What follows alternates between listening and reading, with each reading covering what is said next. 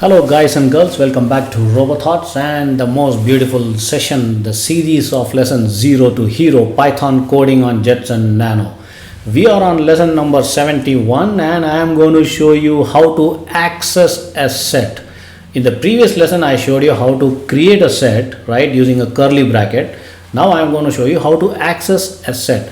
So basically, keep this in mind, guys, you cannot access an items in a set by referring to an index of 0 1 2 3 or minus 1 2 3 whatever, right, or a key, but you can loop through the set items using a for loop. Okay, using a for loop you can just loop through them and ask for a specified value which is present in the set by using in as a keyword, in as a keyword, that is a keyword. Okay, let me show you an example.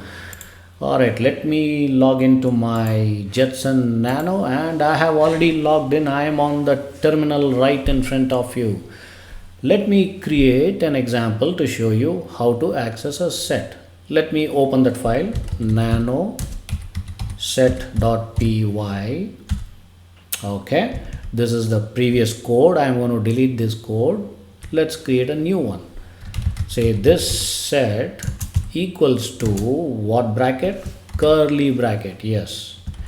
And then whenever I want to think of an example, a word, I just get stuck, man. It just doesn't come into my robots. Okay, and then sensors.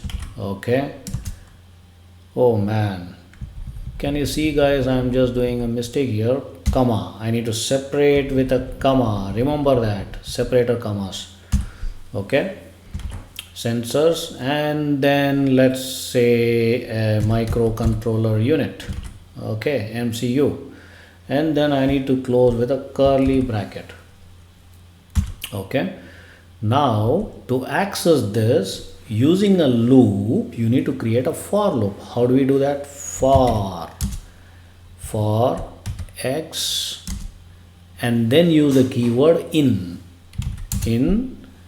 this set. Okay, this set which we created already with this set. And how do we end this? Remember, colon, double dots. Okay, and then indentation, give a space, print x. There you go. Now you can access your set. Let me show you how you are going to loop it. Let's save this. Control O, enter, Control X. Let me access the Python file. Python 3 set.py. Can you see that? How it's getting looped? Sensors, robots, MCUs, right? It's as simple as that, guys. It's almost similar kind of example you had seen in the past in terms of tuple and the lists and kind of things. It's almost in the similar line, but slightly the syntaxes will change.